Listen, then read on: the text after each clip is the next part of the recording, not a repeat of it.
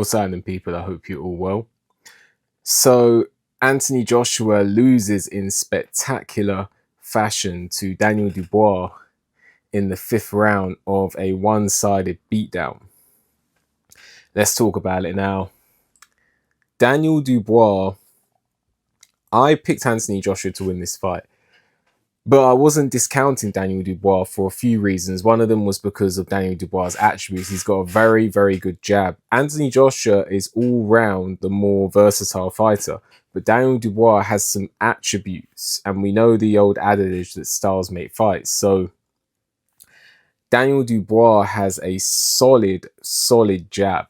And sometimes a jab can literally take you around the world. You can have a fighter who's better at everything else, but if you got a better jab than that fighter, then that can put you in good stead to win in the fight. And we saw the jab. A key pivotal tool for Daniel Dubois in this fight was the left jab. He actually dropped Anthony Joshua through delayed reaction with a jab. So one thing I want to say, I just want to start off by saying this, that when you get to a certain level in boxing, anyone can beat anyone.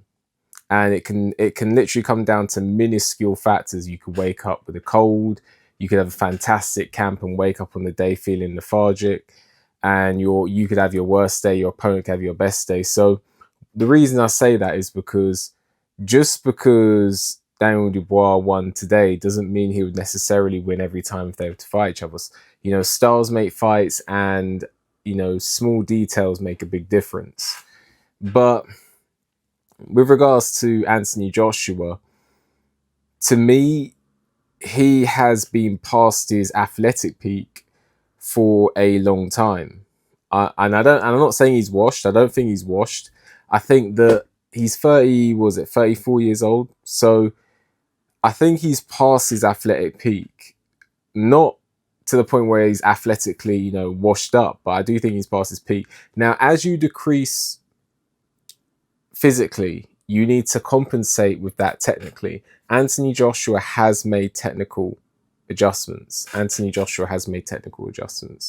But he hasn't made enough to compensate for the falling athletic, the falling or the decline of his athletic attributes, because I really believe that if you put Anthony Joshua from 10 years ago in with Daniel Dubois, I don't think he would have lost in the manner that he did. I'm not saying he would have won, but I don't think he would have got dominated in that particular fashion. I don't. Because I made a point before this fight about the youth being so important. The youth of Daniel Dubois. Don't underestimate what the youth can do. You could have a 50-year-old boxing coach who knows more than his 27-year-old student. You put them two together in the ring, and the 27-year-old student will knock the trainer out in one round.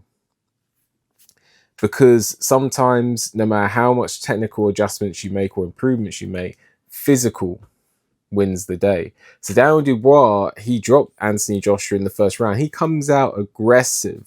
He comes out absolutely aggressive.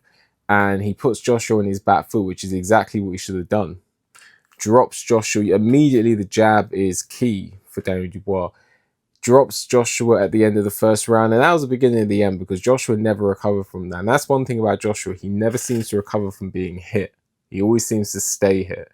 So second round, more dominance from Daniel Dubois. Round number 3, again, a dominating round for Daniel Dubois. I believe he dropped Joshua like 3 times. Maybe one was ruled a slip in the 4th. And then the 5th came where Joshua actually hurt Dubois. He stung Dubois with a right hand.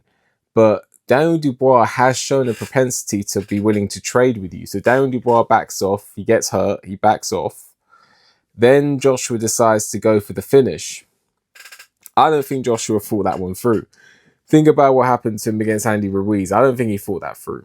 But anyway, they trade. And really, they both hit hard. So they're trading on their chins. And I think Daniel Dubois has a better chin than Anthony Joshua. So Joshua, really, that could have been a moment to change the fight. But actually, that was when the fight ended, because Daniel Dubois caught Anthony Joshua with a peach of a right hand, an arcing right hand. and down Joshua went, face planted on the canvas, all she wrote. I think Anthony Joshua, you know, I'm not going to come out and say he should retire. Reason being is because styles make fights. Heavyweight boxing is like, heavyweight boxing is a minefield, but like literally, you could put so and so against so and so, and you get a certain result. Then you could get one of those guys and put them against another guys, beat everyone, and the guys beat everyone can lose. That's heavyweight boxing. I'm not going to come out and say he should retire, but what I will say is that I think Anthony Joshua has peaked. I think he peaked around the Klitschko time. You know, I thought there was a possibility that he might have an Indian summer and he might maybe surpass how the level he was when he fought Klitschko. And I'm not talking about technical. He has technically improved since then, but I'm talking about the whole ingredients, you put them together, and the overall cake. So I think that overall Anthony Joshua has peaked around the Klitschko time. And I think that I don't think he's going to get any better. I don't think he's going to get any better. I think that he's made his money. I think he's done his thing. I think he's done very well for a late starter. And I think that it's ironic that Daniel Dubois did to Joshua what Joshua used to do to other people. I think maybe it's time for him to hang it up. If he carries on, there is one opponent that he could fight, and that is Deontay Wilder. Both coming off knockout defeats. So many times the fight looked like it couldn't get made. Why not make it now? Both coming off knockout defeats. Loser leaves town. And you know, I think that's the fight to make. If they want to both carry on, those two should make that fight now. That's my opinion. But either way, no matter what happens, Anthony Joshua has had a very good career. I do feel that he was built to the top too soon. And when you reach the top so early, there's only one way, and that's down.